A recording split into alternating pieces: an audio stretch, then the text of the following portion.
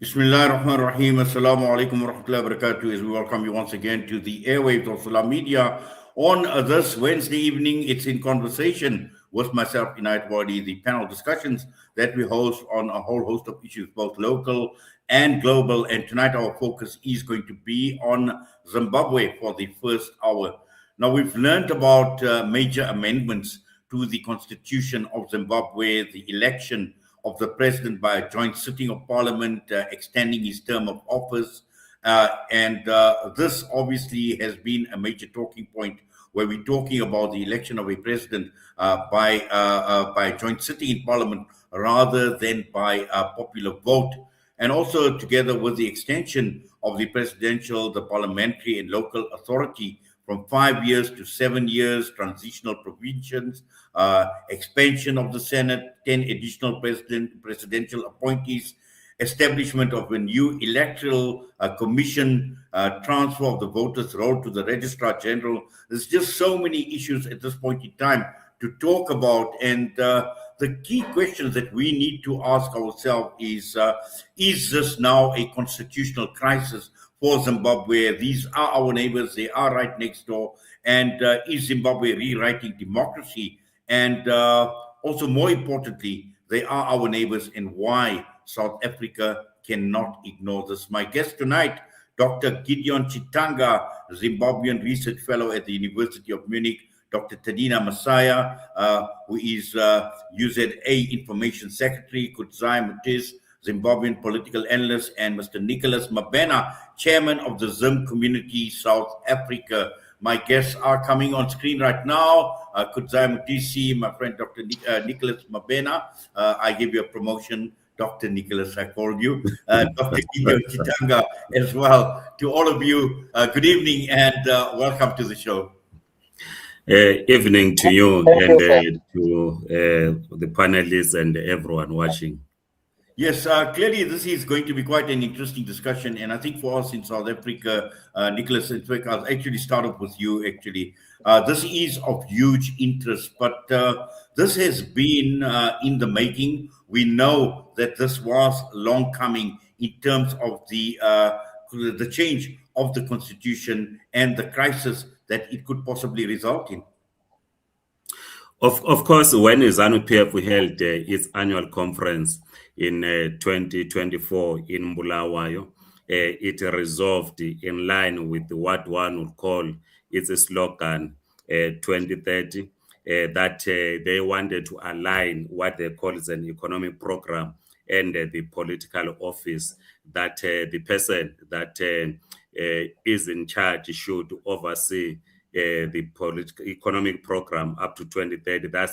That was our understanding when they passed the resolution in 2024, and then of course in 2025 at the Mutare annual conference of ZANU-PF passed it and then mandated their secretary of legal affairs, who was also minister of legal affairs, to push it through parliament, government structures to ensure that it becomes law, something that we now have. Of course, we've characterized this as a constitutional coup because it did not follow what the constitution in 2013 did require, that if we are to change the term limits, you need to go to a referendum, should not benefit and the incumbent. And we know that during the process, when the consultations were happening, dressed in parliamentary garments,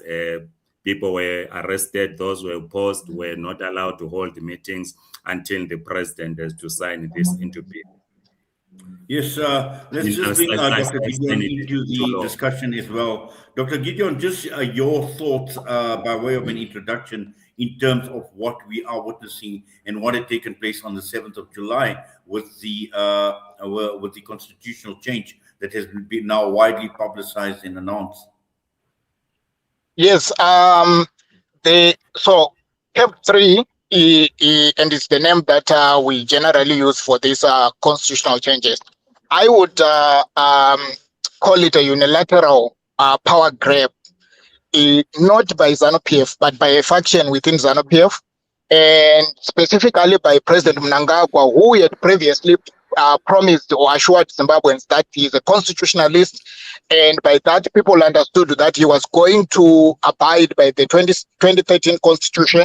A major, I think, constitutional consensus by Zimbabwean standards, which was widely supported by all Zimbabweans from different political parties, and backed by SADC and the AU and the international community in terms of the resonant legitimacy, and also providing political and material resources to enable Zimbabweans to have a new constitution after decades of demanding a constitution that rejected imperial presidents under former President Robert Mugabe, and sought to limit executive power, to recreate our democracy in a way that was more accountable, more widely representative, to take away power from the executive in the sense of just allowing the executive to unilaterally make appointments as they please.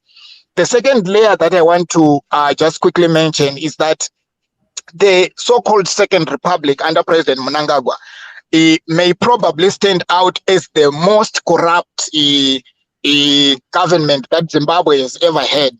And I do not think that this is something that can even be debated in Zimbabwe, because corruption has re-socialized the Zimbabwean society into a culture of politics where people just rely on shortcuts and depending on those who are on power to accumulate. If you think of the level of unemployment in Zimbabwe and you contrast it to the concentration of wealth amongst a small group of highly connected and centralized people, you will understand why this is a very dangerous situation and a very dangerous path for the country to take. Thank you, Dr. Gideon. And let's continue, and let's just look at, Dr. Gideon Kudzai speaks about giving legitimacy to what we are seeing unfolding. And Nicholas speaks about a constitutional coup. And again, Dr. Gideon reinforces how dangerous a situation this is. And let's just look at it from a political perspective in terms of giving legitimacy and this constitutional coup. Clearly, there are going to be political consequences, both within Zimbabwe and outside of Zimbabwe. Okay, thank you. The consequences will only arise if those who are against what has happened, they have political clout. If they don't have any political clout, do not expect any consequences of a bigger magnitude. You also need to realize the kind of approach that is being taken, especially by the West at the moment. They have been quiet. We usually used to have a lot of responses from the US Embassy, from the EU, and all these other external players. They have been largely quiet. They have silently endorsed whatever happened. And then you also go to the Zimbabwean public themselves. Is there any appetite to fight, especially against President Mnangagwa? You find that the triggers that used to make people leave their homes and go onto the streets, those triggers at the moment, they are not there. As much as you see some people, some commentators, some political activists coming out, shouting, screaming, and very angry at the constitutional changes that occurred, you find that the average person on the street really is not as angry as the people. Why are they like so? You look at inflation. Inflation in Zimbabwe now is in the single digits, almost non-existent, as it were before, during maybe the 2007, 2008 era. You look at things like load shedding. There is no load shedding in Zimbabwe at this point. I think they've gone for 6 months without load shedding. You look at the general income of people, as much as there are those who are getting very wealthy, but you go to the average person, they are now doing much better than they were before. So do not expect anyone. In fact, at this point, there should have been someone mobilizing the people. They did not. It's no longer CAP 3, as the doctor has been saying. It's now constitutional amendment number 3. It's now signed into law. It's now part of the constitution. So much that abiding by the constitution at this point includes abiding by the new amendments that were made. So if you're a political party, you should already be preparing that in the next election, the president will be elected by the members of parliament. If you want to register as a voter, you now know where to go to register. This is now the new law. People can try to be dismissive and in denial, but that does not change. And in terms of legitimacy, the political legitimacy does not come now, it comes during elections. The moment ZANU-PF got the 2/3 majority in parliament, that is the moment they got the mandate that they can change the constitution if they want to do so. They got the legitimacy at that time. That there are opposition people who do not like it is a different issue. I heard Nicholas saying there should be a referendum. The 2013 constitution said if we change the term limits, that is one of the debates that was debated during the amendments. And the people who were saying so were saying the term limits are changing. But the argument against was saying the term limits remain true. It is about the length that is changing. And it's not about President Mnangagwa only. The presidents that are going to come after him, they will enjoy the new term length of 7 years. That is the issue. Then the argument that he is benefiting or he's going to benefit, at this point, it may not even hold water because he has a mandate before this CAP 3. He has a mandate until 2028. The extension, benefiting from the extension, can only be debated maybe in 2029, for instance, when this current mandate that he got before these amendments expire. So at this point, he is still enjoying whatever he had from 2023 up to 2028. If there is anything that he is benefiting, you cannot make that argument now because he has not gone beyond the 2028. It's not yet material. That is why even during the parliamentary process, there are people who tried to challenge it in court. And the courts were clear to them and said, you cannot challenge a law that has not yet been passed. After it has been passed, you can go to court and challenge it. So now we are seeing the people who are out to challenge. How the courts are going to interpret this is what we wait to see. For now, we don't know. But the arguments that Nicholas was making, those are some of the arguments that they're taking to court. Whether they're going to win or not, we shall see as time goes on. For now, we don't know. Well, thank you, Kudzai. In fact, Nicholas, I would actually want you to respond to what Kudzai is saying. And, he's spoken in unpacking the issues that I had raised with regard to the political consequences. He spoke about inflation, single digits. He spoke about people being better off, load shedding, no load shedding for the last 6 months. And so obviously saying that there is stability in the country as we speak right now. But once again, and also at the same time saying that with the 2/3 majority, obviously the government would be justified in changing the constitution because that is what the constitution is saying. How does one actually respond to this if one needs to actually challenge, the sweeping changes to the governance framework of the country? Look, let's start with what he has raised, why the West is quiet. We know that, of course, there was a contestation in 2000 particularly in 1998 when Robert Mugabe intervened militarily in the Democratic Republic of Congo in support of President Kabila. We know that when ZANU-PF won elections in 1980, it came in as a puppet of imperialist forces. It was the administration of Margaret Thatcher that handed over power to ZANU-PF.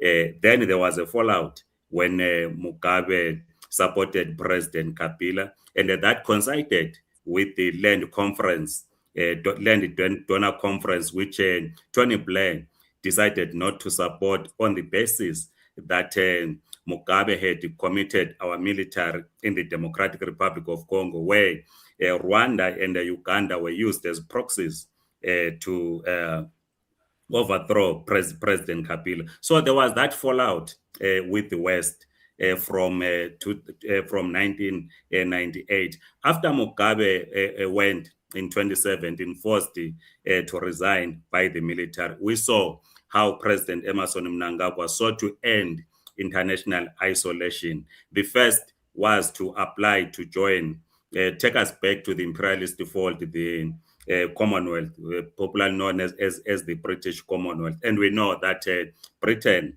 were involved in that military coup. So the British and the West is correct, though it's not putting it in the manner in which I'm putting it, that they are quiet because they now have their men.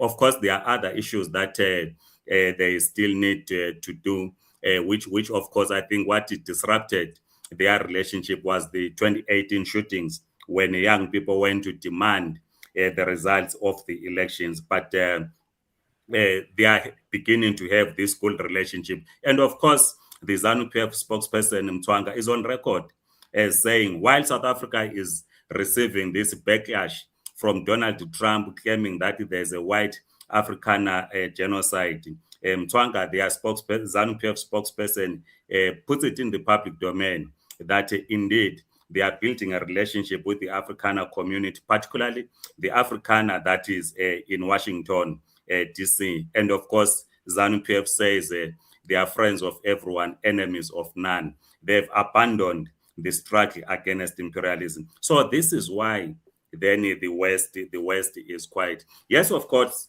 we had good rains in Zimbabwe, and you also know that the population largely is a rural. So when we have subsistence farmers harvesting in their fields, there is no pressure in terms of government, in terms of feeding the people through food aid and so forth. And of course, you do have a large diaspora community that inject lots of monies in the Zimbabwean economy.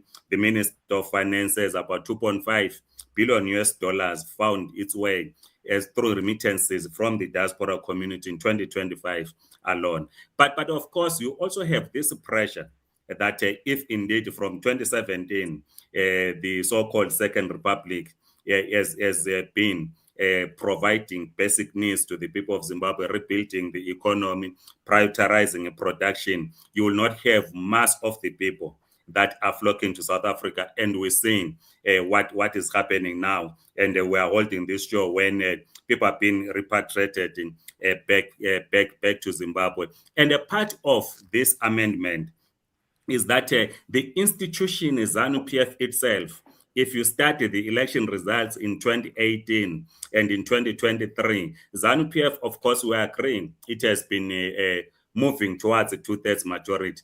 But the leader of the party, the first secretary of the party, has been struggling to hit 50% plus one vote. He struck it in 2018, struck it in 2023. So now you change the constitution so that you don't place him or any leader of ZANU-PF who is not popular, put him out there as a presidential candidate, but rather get him through parliament so that then parliament becomes an electoral college. It is common cause, which is scientific, that President Mnangagwa has not been popular. Yes, he hit 50% of the vote, but not as popular as the party that it is. And of course, we know the capture of the opposition, starting with the MDC alliance, when Monzora became a puppet of the ruling party. When he had done what they wanted him to do, they dumped him, raised one Chabang claiming to be Secretary General of CCC, the records that we saw. And this is why you did not have problems in passing this bill in Parliament. Thanks. Well, thank you for that, Nicholas. Dr. Gideon, we have been talking about the possibility of a legal pushback, possibly even with civic society, with opposition parties who possibly could be planning to challenge these changes in the constitution. But again, looking at a country like Zimbabwe, that has come through some extremely challenging times, it's come through some very, very difficult times as well, to get to where it is at this point in time and gaining some sort of legitimacy in the eyes of the international world. Now, the question we spoke about is, democracy, and just how democratic is, this, or are these latest developments in terms of the change of constitution? The 2013 constitution is the most democratic constitution that Zimbabwe has ever had. I think going back to the colonial eras, scholars of Zimbabwean constitutionalism will agree with that point. The second thing is that, and I'm just glad that Mr. Mutis does not talk of democracy. He talks about a ZANU-PF power. You see, there's a difference between accumulating power and creating a democratic society that benefits its citizens. At this moment, President Mnangagwa, he has actually betrayed Zimbabweans, has betrayed his promise to Zimbabweans. This is a president who made one major speech when he returned from South Africa after running away from former President Robert Mugabe. He gave the Zimbabweans a sense of hope by actually giving them a sense that he was going to create a more democratic society, or rather entrench a democracy in Zimbabwe, of course, based on the constitution that we had. This is the person who ran away from a former president that he sought to succeed, and his family was under threat. He himself was under threat. When he came back, there was a story circulating in Zimbabwe that there were attempts on his life. Zimbabweans today, I believe that they look at him partly with a sense that here is a clownish figure who is politically cunning and manipulative, and they succeeded in doing that in terms of bending the rules, circumventing major constitutional requirement. Clearly, there's no reason why he would seek an extension of 2 years if he's not going to benefit from it, as Mr. Mutis wants to suggest. So this is an awful violation of the constitution. Democracy simply requires that we uphold the rules. We don't move goalposts. And where Zimbabwe is today, I think that Zimbabweans and all people who share some solidarity with Zimbabweans are correct to question why is it that the president would be so consumed with facilitating an illegitimate, potentially illegal change of the constitution in a country that is facing immense challenges. You can talk about electricity not being load-shedded, but think about the percentage of Zimbabweans who really depend on that electricity. A reasonable person, who, wherever they may be, and if they happen to be economically privileged, and they are Zimbabweans, I think 80% of their income goes back home to service the needs of Zimbabweans who are back home. Teachers cannot pay school fees for the children, their only children, and yet they teach in classes. Nurses cannot afford medication. If they can afford such medication, there isn't medication in hospitals and across the country. I can go on and on and on, but my point is that the key project that Mnangagwa could have pushed for Zimbabwe, it would have been probably a broader economically participatory project. At 82, I think that President Mnangagwa should be thinking about peacefully retiring and facilitating a peaceful transition for the first time in Zimbabwe to allow whoever is legitimately chosen, whether within ZANU-PF or outside, to lead the country so that Zimbabweans can live in peace despite whichever political party they come from. The last part is going back to the economy. Political economists like myself are not shocked to look at the indicators and see Zimbabwe featuring among some of the rapidly growing countries. You have to think about the base where you are starting from. Zimbabwe has gone to become one of the poorest countries. And starting from a low base, we can talk of a GDP of 3%, 4%.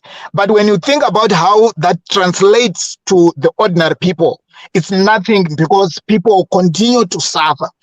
I would like to close by just giving a comment on the geopolitical aspect of the Zimbabwean question. We are at a stage geopolitically where a lot of governments have become nationalistic. Their interests are their own interest within their territory, whether it's the West or whichever part of the world.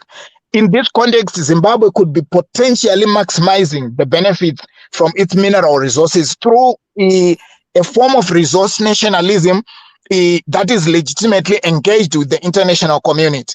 But the resource nationalism in Zimbabwe benefits the less than 5% who are at the top or apex of the political system, and their proxies and spokespersons are downstream the political system. Why this is dangerous is that if we don't confuse apathy, political apathy, with accepting what is happening in Zimbabwe now, I can assure you that the country is throwing a potential bombshell, and at some moment the situation will explode. Thank you for that, Dr. Gideon. And let's just bring Kudzai back into the discussion. And Kudzai, clearly you've heard what Dr. Gideon had to say with regard to questioning that, whether this is truly democratic in the true sense or how we would define a democracy. And for far too long, we've seen Zimbabwe being about one person. We've seen it in the past with Robert Mugabe, and looking at these constitutional changes. Is this about Zimbabwe? Is this about Zimbabwean democracy? Or is it only about one person again, where we're talking about President Mnangagwa? All right. Thank you very much. I would like to start by commenting on what Nicholas just said. I think Nicholas was agreeing with me while trying to disagree. The only problem here is that the way he's characterizing President Mnangagwa, everything that he said points to a man who is a pragmatist, someone who is pragmatic, very pragmatic, someone who understands politics and geopolitics. We came from a period where President Mugabe was known as a fighter, fighting the West, fighting all over, but then people do not eat those fights. And the fighting in the end was sure to be a loss because the West had the power and everything. President Mnangagwa came and he was pragmatic in this sense. And he managed to bring the international community to his side. And when they look into Zimbabwe, or if anyone who is rational looks into Zimbabwe, they look at the opposition, they look at ZANU-PF. They are very clear that there is nothing to talk about in terms of the opposition.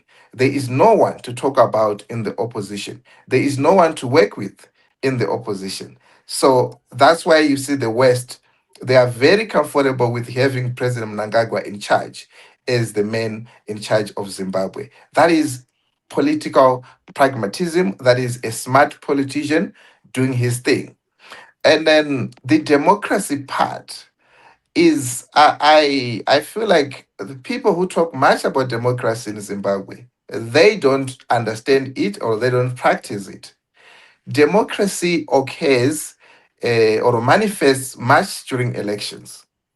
It is the will of the majority. Democracy is not elections. Democracy is not elections. elections are not. No, when Yes, can I go ahead, continue? Dr. Gideon. Just 1 second, please, Kudzai. Mhm.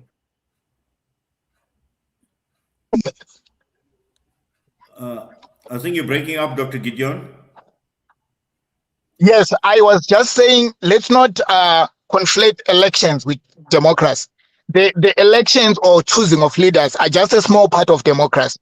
Democracy is fundamentally about rules, right? Upholding legitimate rules. And in the case of politics and government, we are talking about rules of government. These rules have to be consented to and accepted by the ordinary people.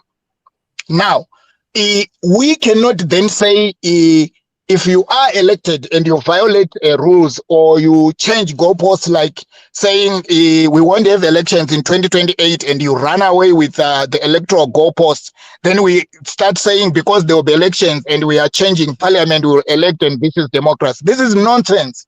Democracy is about upholding the rule of law. Democracy is about upholding constitutional rule, because the constitution must govern those who are in power and those who are out of power. If someone who is in power abuses the constitution and changes the rules and the goalposts, and then they claim to be democratic because they win elections, that is electoral autocracy. So let's not Okay, Dr. confuse Gideon, these things yes, and get thank you. bogged down in conceptual issues. Yes, thank you. Let's just, Kudzai, there we have, obviously, Dr. Gideon having a completely different view from yours. How would you respond? Okay, I like making intellectual arguments and not emotional arguments. I think he is being emotional, which I understand. During Because I'm a when you Zimbabwean. can I speak? When you speak, I keep quiet. So allow me to speak. When you make an argument, bring an intellectual argument. My argument was people cannot be consulted on or cannot be involved in every decision that is made. We have a representative democracy.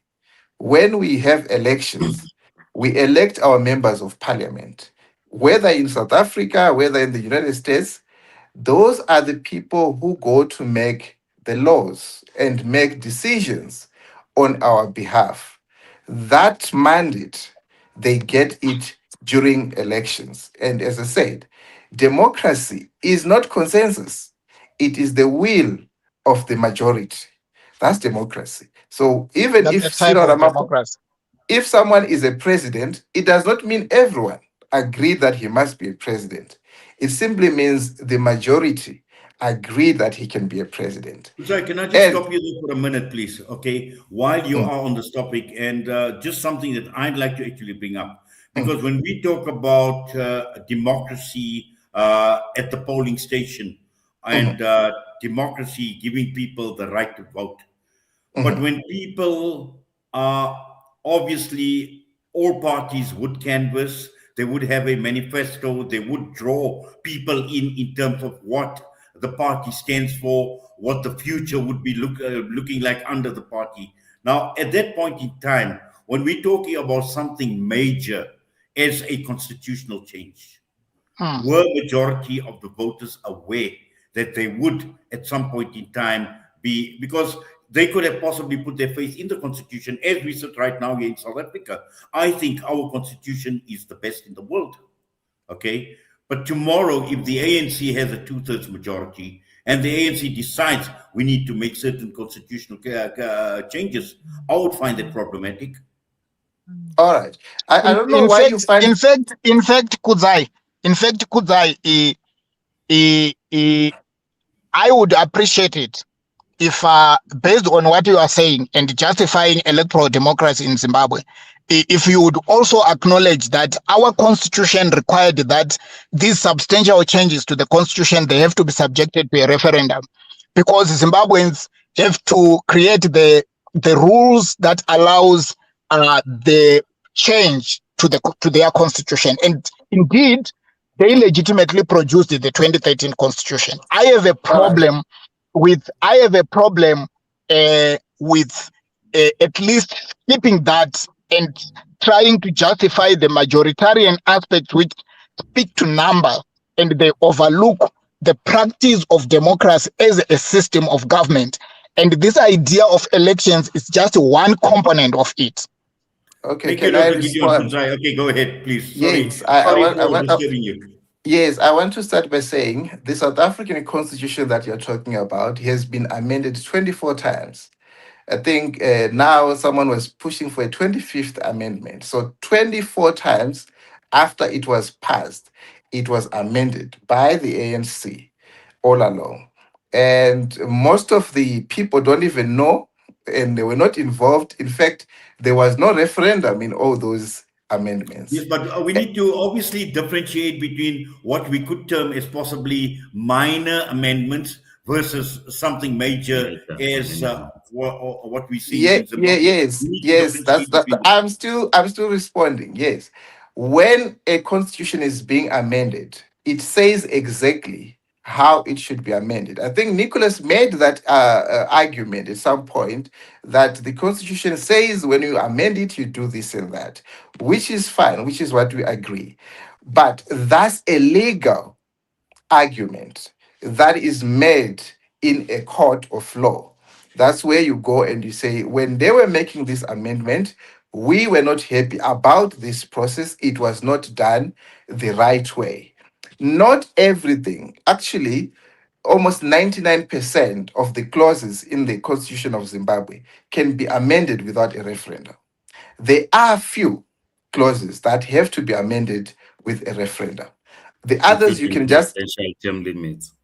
Yeah, the others you can amend them with a 2/3 majority.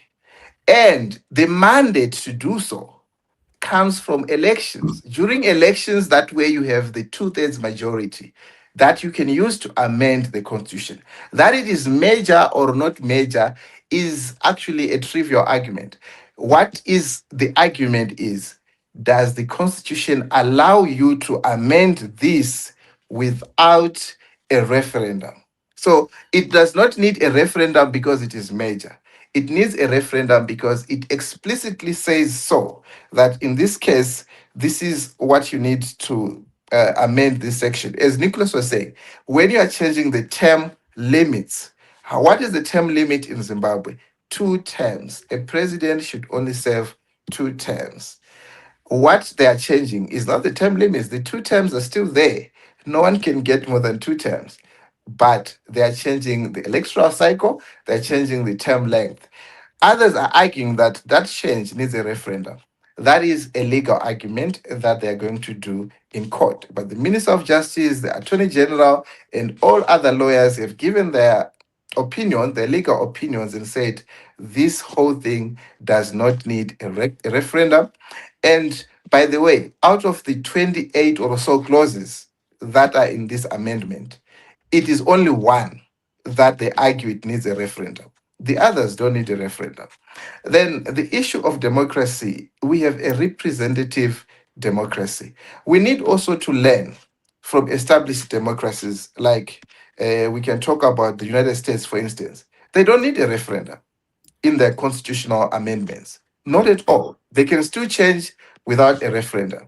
So having everyone participating in a decision like changing the constitution is not the golden rule. It is actually done in a very few democracies, which makes Zimbabwe one of those that actually give the people the mandate to participate in making some of the amendments, but not all of them, some of the amendments. So there is nothing major here. There is no earthquake here. There is no catastrophe, and there is not going to be a crisis, as people want to say. The law has been signed. The sun is still rising from the east, setting in the west. People are still going to wherever they were going. The inflation is still as it was.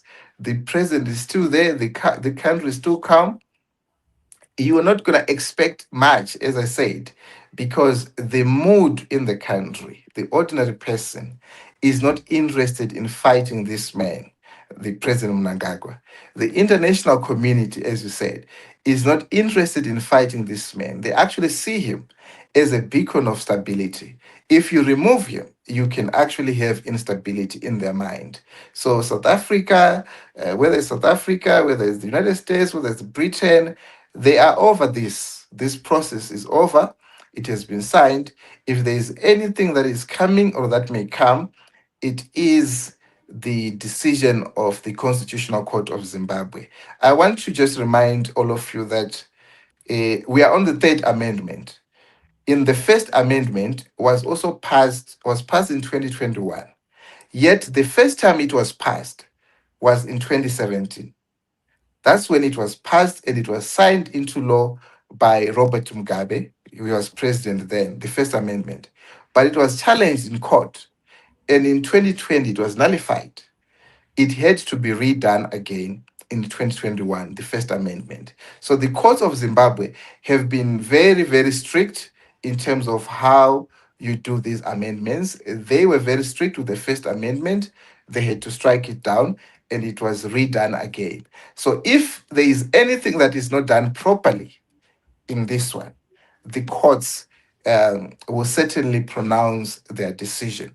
As for now, up to now where we are, it has been a political process, and ZANU-PF has both the political clout, the political unity.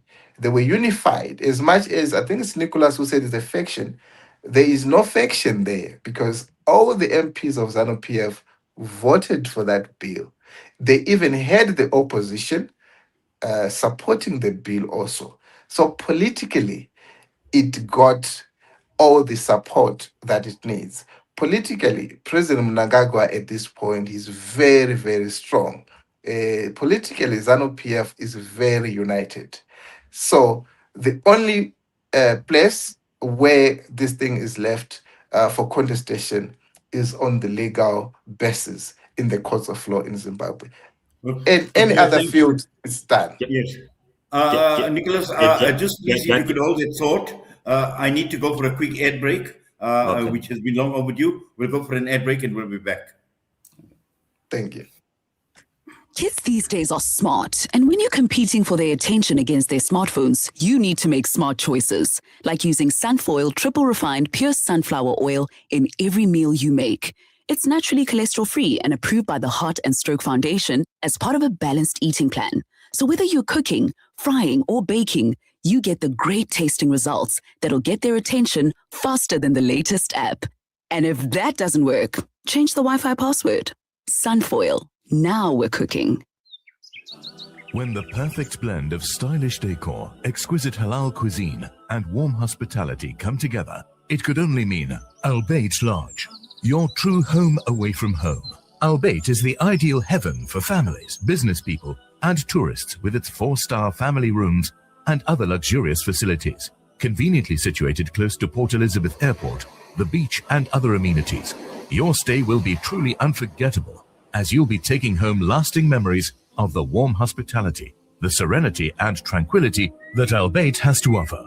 For reservations, call 041 583 6415 or visit www.albeitlodge.co.za. Yasin Badat Financial Advisory. Are your financial goals feeling out of reach? Yasin Badat Financial Advisory is here to turn your aspirations into achievements. Our dedicated team, armed with a history of success, is ready to guide you through the complex nature of financial and investment planning. Whether you're a seasoned investor or new to the game, our personalized solutions cater to your unique goals and risk appetite. Trust in our commitment to transparency, integrity, and excellence. Ready to unlock a world of financial freedom? Partner with us today. Call Yasin Badat Financial Advisory at +27 33 346 2071 or visit www.yasinbadat.com. Yasin Badat Financial Advisory, guiding you to financial success. Africa. Give the gift of clean water with Africa Muslims Agency. With every water well or borehole you donate, your drop becomes a river, reconnecting communities to nourishment, education, dignity and empowerment. Sponsor a water well for 17,000 Rand in Africa or a borehole for 65,000 Rand in Afghanistan or Africa. Quench the thirst. Reconnect the soul with Africa Muslims Agency.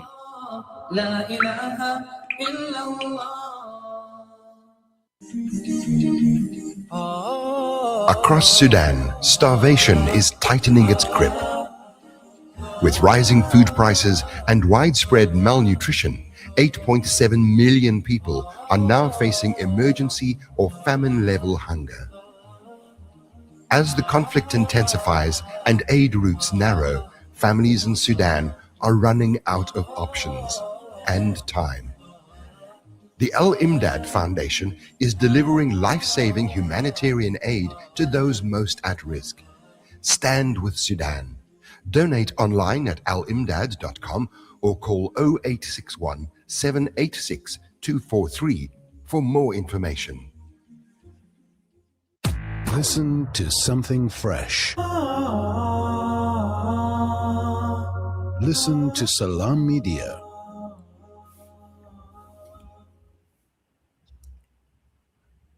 Well, welcome back. We continue with our discussion, and the questions we are asking this evening is, is there a constitutional crisis right next door? And we are talking about Zimbabwe and also talking about rewriting democracy, and again, looking at South Africa, and can we afford to ignore this? And we've got Kudzai Mutis with us. Dr. Gideon Chitanga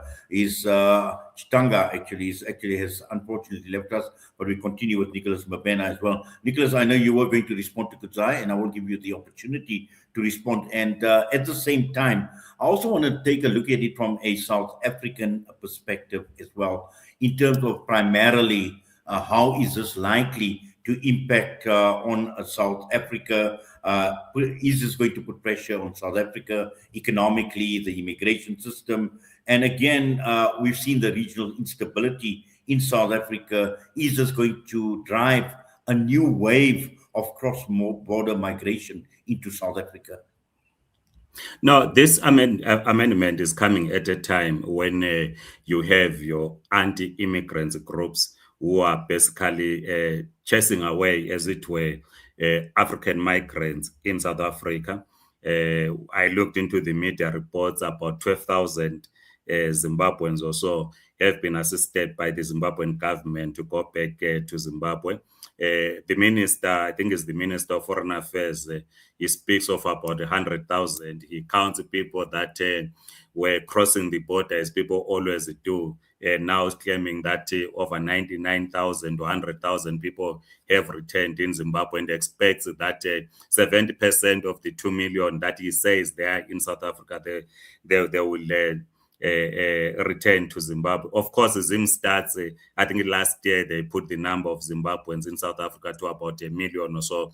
But then the Minister of Foreign Affairs talks about 2 million. I'm not sure where he got that information from. But so it will not, in our view, the changes in Zimbabwe will not stabilize South Africa, in the sense that the anti-migrants groups are now making it difficult for people of low skill to work in South Africa. Employers, of course, are terrified. People, Zimbabweans, are losing jobs who are working in South Africa. Those that have worked years without legal documents that allow them to work here, who have been exploited, are now feeling the pinch because the employers feel that they are likely to be caught with the changes that are happening in the Department of Home Affairs in terms of the technology that can identify a person who's not legal in South Africa. And of course, we know that which I think we've discussed in this platform, why this is happening in South Africa. Counter-revolutionaries that are used by Israel and the United States after South Africa took Israel to court, or in solidarity with the people of Palestine. Hence, we see this mobilization inside South Africa, and see what Ghana is doing in trying to isolate South Africa from the rest of the continent. And of course, earlier on, we spoke about the alleged white genocide targeting the Afrikaner community. But getting back to what Kudzai is raising, just the 2 points. The parliamentary process itself was not democratic. When the bill was introduced in parliament, the consultations that were happening in the country, this is why earlier on I used the term that there were ZANU-PF meetings dressed in parliamentary garments. They were being controlled, in our view, by state intelligence. The opposition was not allowed to conduct any public meetings. We were refused the meetings, opposition leaders, civil society were arrested. In the public meetings, which you saw, there was chaos, in that those that were perceived to be leaders of the opposition or perceived to be opposed to the bill were denied the right to participate. So the process itself, which was carried out by parliament, was not a democratic process, in that people did not participate. So there was no participation by citizens of Zimbabwe. But the issue that I want to raise, the last one, where he talks about President Mnangagwa as a pragmatist, he is not. And this is the reason. What President Mnangagwa has done, he has returned the ZANU-PF to where it was. In 1963, we all know that ZANU was established by Capricorn Society because they wanted, the imperialist forces wanted, they were scared of the influence of the Soviet Union and the rest of the socialist bloc. So to curtail the influence of the socialists, they had to split the authentic liberation movement, ZAP, creating ZANU in 1963.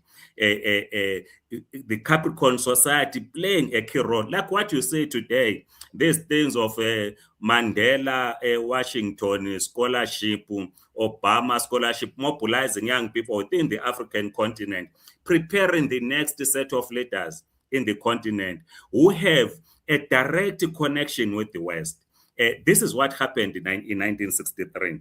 So then, as I said earlier on, that there was a fallout in 1998 with the Congo War. Of course, the economic sanctions or targeted sanctions, whatever you call them, they were not necessarily on the human rights abuses in Zimbabwe, the violence, electoral violence. It had got nothing to do with all those. The genesis of the problem was in the Democratic Republic of Congo. But because in 1996, ordinary people, citizens or villagers in Matebele in South and Maswingo, we had gone to occupy land, were arrested by the Zimbabwean government. But because the war vets, when they began to lead the restoration of land in 2000, when the constitutional referendum was lost by ZANU-PF, and Mugabe then saw the movement for democratic change as a political threat, they then hijacked the genuine call for land by war veterans and they get into where we are in terms of land redistribution and so forth, which then became chaotic. So Mnangagwa is not a pragmatic President Mnangagwa.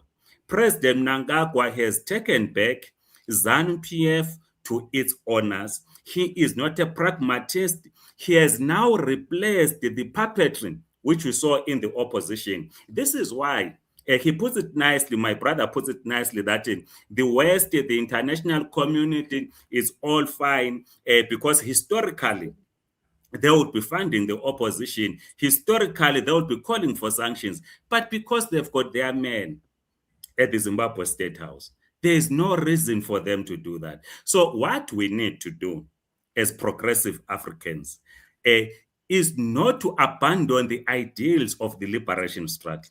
The ideals of the liberation struggle is to dismantle neo-colonialism and imperialism. So to say then you are a friend of everyone and an enemy of none, you refuse us, communists, to hold a picket at the American embassy in Harare in solidarity with the President Maduro and his wife, who were illegally kidnapped by Donald Trump and his administration. Because this, if you allow progressive forces in Zimbabwe, to stand in solidarity with Maduro, you disrupt this new relationship that is being solidified between the Zimbabwean administration and the West. And of course, Zimbabwe wants to reap this tension between Pretoria and Washington DC, that whatever these challenges that are happening between these two major economies, Zimbabwe will then benefit and harvest. Hence, you see former white commercial farmers going back to Zimbabwe instead of budgeting to build infrastructure, build industries, intensify production. You then want to compensate those that we correctly took land from them, because the struggling